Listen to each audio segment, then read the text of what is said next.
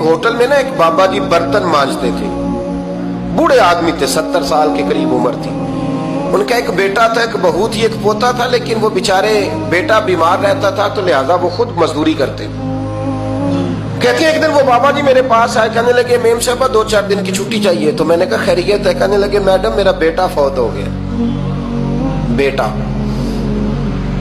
आपको पता है बाप का जनाजा पढ़ना आसान है, बेटे का जनाजा उठाना बड़ा मुश्किल काम। कहती है मैं कुछ लिख रही थी, मेरे हाथ से कलम गिर गया, मैंने खुद गाड़ी भेजी, बाबा जी गांव चले गए जहां वो रहते थे। कहती 2-3 दिन के बाद मैं और मेरा शौहर गए तो रास्ते में हम बातें कर रहे थे कि क्या ताज़ियत करेंगे। एक ही बेटा था, कोई रिश्तेदार भी नहीं, तो उसकी तो कायनात उजड़ गई, किन लफ्जों से उसे ताज़ियत क्या कहेंगे। कहते जब हम गए तो वो टूटी हुई चटाई पे बैठा था, कुछ लोग करीब थे, हमने जाके कहा बाबा आप मुसलमान हैं, हम आपको क्या नसीहत करें, एक ही बेटा था, कि किस तरह करके हम आपको तसल्ली दें। तो कहते उसने आंखें खोली, बूढ़ी आंखों में ईमान की रोशनी, कहने लगा बीबी क्या ताज़ियत की बात करती हो, मैंने को पैसे जमा करा के बेटा लिया था, खुदा ने फजल से दिया था, अदल से ले गया है, मैं अपने रब के फैसले में बड़ा राजी हूं। अल्लाहु अकबर। वो खातून कहती है कि वो बाबा जी से मैंने कहा कि चलो आप 1 महीने की छुट्टी कर ले, तो कहने लगा नहीं मैडम मैं मुसलमान हूँ, मुफ्त की रोटी नहीं खाता, मजदूरी करके खाता हूँ, मैं इंशाल्लाह 2-3 दिन के बाद काम पे आ जाऊंगा। कहते हैं वो चंद दिनों के बाद आ गया, अल्लाह की कुदरत के अभी 2-3 माह गुजरे थे, फिर आया, मैडम छुट्टी चाहिए कुछ दिनों की। मैंने कहा खैरियत है? कहने लगे वो मेरी बहू भी हार्ट अटैक से फौत हो गई। कहते अब मैं भी तड़प गई हूं और ईसाई हो कि मेरी आंखों में आंसू आ गए। मैंने कहा घर का दरवाजा बंद हो गया, अब ये बेचारा क्या करेगा। वो अपने शौहर के गम में हार्ट अटैक से फौत हो गई।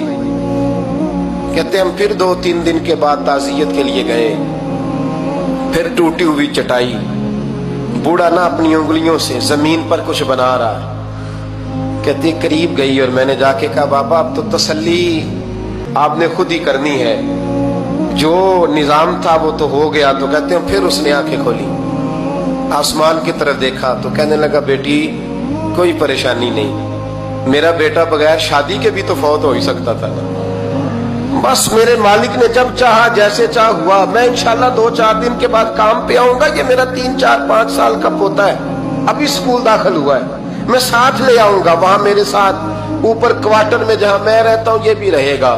कभी कभी मैं देखती छत पे खड़े होके कि दादा घोड़ा बना हुआ है और पोता सवारी कर रहा है, वो सवेरे उठता उसको स्कूल छोड़ के आता, शाम को लेके आता, प्यार करता, मोहब्बत करता।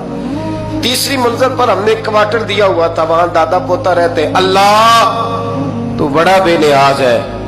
कहती है इकबाल एक दिन ना पोता ऊपर वाली मंजिल पे खेल रहा था, उसका पैर फिसला, वो गर्दन के बल जमीन पे गिरा, मुझे खबर हुई तो मैं दौड़ी, एम्बुलेंस मंगाई, खून से लिथड़े हुए उस बच्चे को दादे ने अपनी गोद में रखा।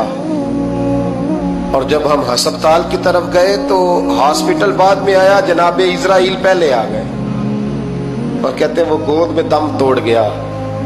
फिर दादे ने उसे अपने हाथों से गुसल दिया, फिर उसने अपने बूढ़े हाथों से कब्र खोदी और फिर मिट्टी डाल के कहने लगा इन्ना लिल्लाहि व इन्ना इलैहि राजिऊन, जे सोना ही मेरे दुख विच राजी, जे सोना ही मेरे दुख विच राजी। फिर सुख नु चुल्ले डावा।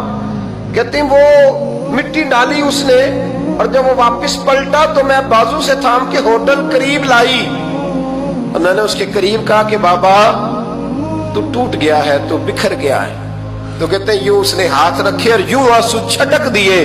कहने लगा मैडम क्यों क्यों, मेरे अंदर कोई अकीदा नहीं, मैं कोई लवारस हूं, मेरा कोई रब नहीं, मैं क्यों परेशान रहूंगा, मैं तो पका हुआ फल हूं, थोड़े दिन गुजरेंगे कब्र में जाऊंगा और जब जन्नत में जाऊंगा तो अल्लाह मेरी बेटे से भी मुलाकात कराएगा, मेरे पोते से भी मुलाकात कराएगा, मेरा रब सारी मुलाकातें करा देगा, मैं अपने अल्लाह की रजा पे बड़ा राजी हूं। वो खातून कहती है मेरा और मेरे शौहर का कलेजा फटने लगा। मैंने कहा बाबा ये जज्बा कहां से मिलता है, ये सुकून कहां से आता है, یہ کیفیت کیسے ملتی ہے؟ مجھے کہنے لگا تو نے لینی ہے؟ میں نے کہا تو کہنے لگا تو بھی گنبد خضرا والے نبی کا کلمہ پڑھ جا، اللہ تجھے سکون عطا کرے۔